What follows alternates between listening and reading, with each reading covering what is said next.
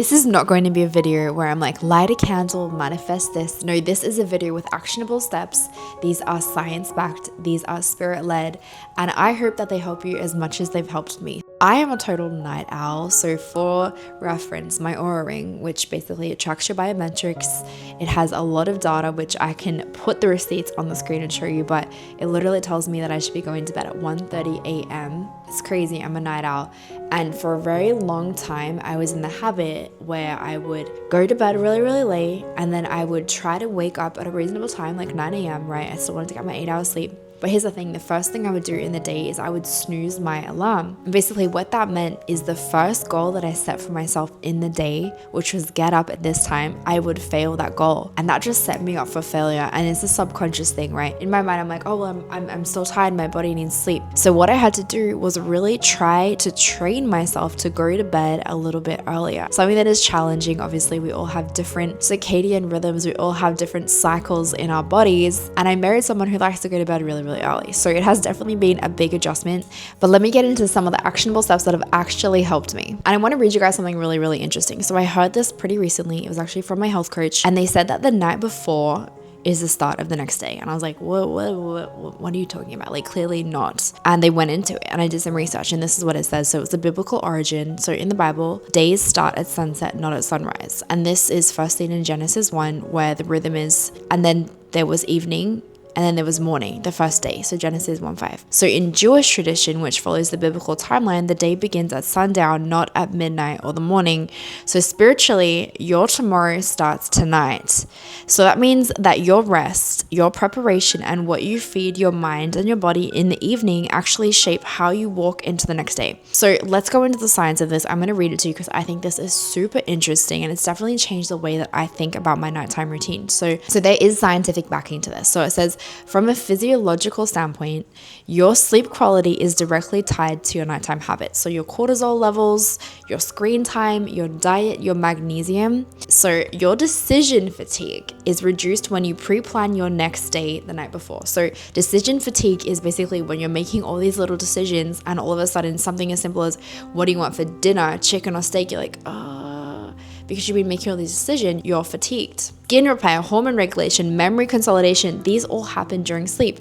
So if your night is chaotic, overstimulated, or unintentional, your next day is going to suffer. Now, when I first heard that, I was like, okay, but like, what does that actually change? Well, it changed a lot for me. So let me share with you some of those things. The first one is 90-minute wind down window. So basically what I mean is, for 90 minutes right before I go to sleep, there is going to be no screen time.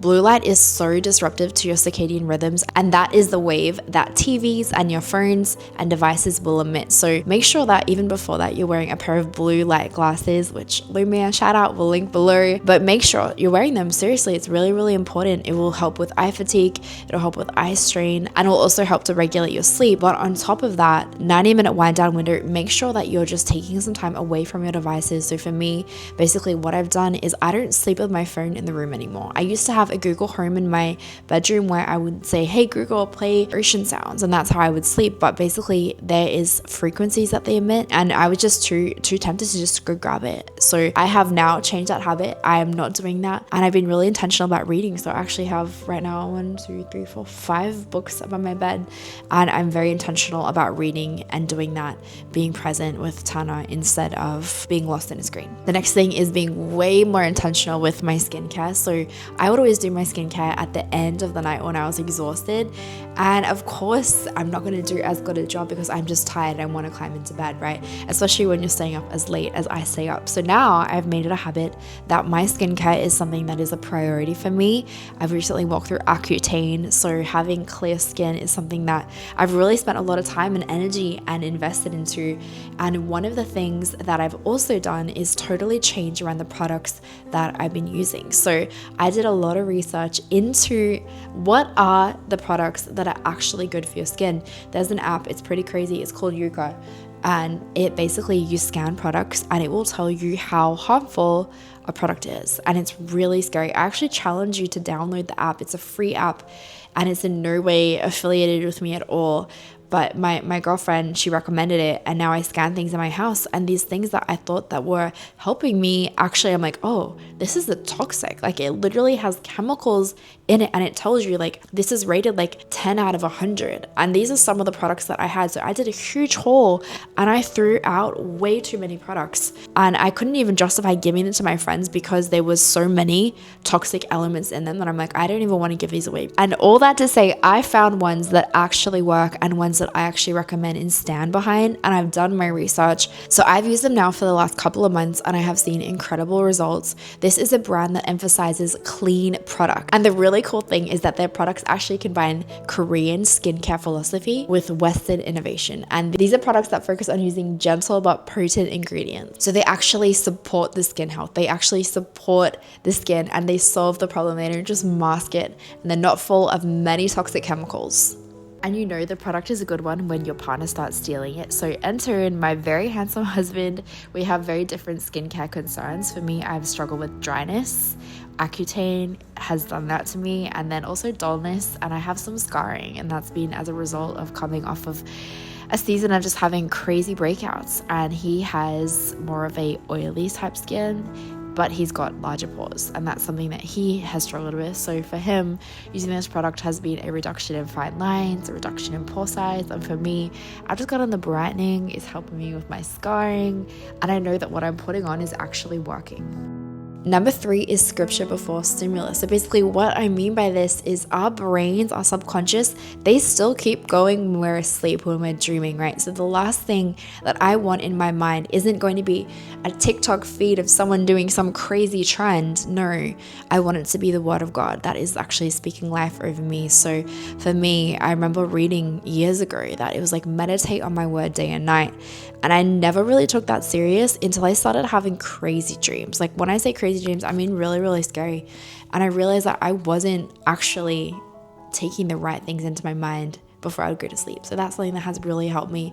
And if you're looking for somewhere to start, I would definitely recommend Psalms. I just find them so calming. And I recently memorized Psalms 91. So when I go to sleep, that is actually the thing that I normally fall asleep saying in my head, because it's just a prayer of protection that you're speaking out, and it's a prayer of, just reminding of God's strength over you. Now, I know so many of us have been on a kick for melatonin. It's like you can't sleep, what do? You take some melatonin. But magnesium has been a game changer. So I ditched melatonin and now I take magnesium glycinate. So this is actually something that is going to help your sleep, your hormone balance, and also your anxiety regulation. You can get it in a tablet form like I have it, or some people will have it in a drink before they go to sleep. But for me, I was waking up way too groggy when I was taking melatonin, and this is something that I felt had benefits beyond just getting sleep. Next day, flow planning. Set yourself up for success. There is a lot of wisdom in journaling. I used to not take it seriously. In fact, I used to actually almost make fun of people that journaled. Like I would never say it, but in my head I was like, oh, you gotta journal. Okay, Robbi, now you are eating your words, because I, as such a big advocate for journaling because of this reason. I'm having all these dreams and I forget them. So I wake up and I write them down, and it's so funny. Like there is so much power in dreams. That is definitely a way that our subconscious brain is processing things. It's a way that God will speak to us. So I started journaling my dreams, and it's just interesting now. I can come back and say, oh, this is what this was about, or this is what this is about, and I'll pray into something, whatever it is. Another powerful thing about journaling is that when we forget something, we lose a sense of our identity. Like to our brain, that's a physiological fact. Our brain loses a sense of identity when we forget something. So I did not want to keep forgetting all of the goodness and the miracles that God is actually doing in my life. So I started writing them down, and I think that's been a really powerful thing. The other part of my journaling that I do is I set up my day for the next day. I just brain dump. I am such a planner. I love lists. I typically do it on my iPhone, but now I'm finding that when I put a pen to paper, it helps me be more productive. So what I do is I actually just make a list of what needs to get done tomorrow. I've even checked my calendar before that. I know what's coming up. You know, I know I have this meeting at 9. I know I have this at 10. I know. So I just like have a plan of what's actually coming up. If you don't want to use an actual physical piece of paper to do this, you can use Notion. You can use Google Calendar. This is not a one size fits all. Just because Robbi writes it down doesn't mean you need to write it down. Maybe you're going to be more productive if you put it in your notes app, or if you put it in Notion, or if you put it into Google Drive. Whatever it is, as long as you take the idea and be like, okay, I need to brain dump before I go to bed because I know it's just going to get everything out of my brain. I'm going to wake up more clear and knowing what I have to do. And the next one I touched on just a little bit already, but that is prayer. So before I actually go to sleep, I will pray out loud. And I did this even before I was married, and we do it together. But before, I would even do it by myself, where I would just speak out loud, just, God, thank you for the day. I just surrender everything. I just lay it down, just thank him for who he is and his goodness and his mercy. And I just pray protection over my sleep, protection over my house, protection over my family, over the projects that I'm working on. And when I do that, every single time I sleep better. I sleep better because I've just talked to the one who created me before I go to bed. So that has been a huge one as well. And here's the thing, I'm talking about setting our day up for a win tomorrow, but I'm also talking about rest tonight. Rest is something that in our world now is so underrated. And by the way, I'm talking about real rest, like soul rest, not rest where you're just laying there watching a movie distracted, like real genuine rest that we need to regenerate ourselves. We need to clear our skin and to think clearly and to just grow. And that is the power in having a really good nighttime routine. All right, guys, I love you. Thank you for being here. I would love to hear from you. What is something that you do in your nighttime routine that really helps set up your next day for success? Thanks for hanging out with me. Don't forget to like, comment, and subscribe, and I will see you guys very soon.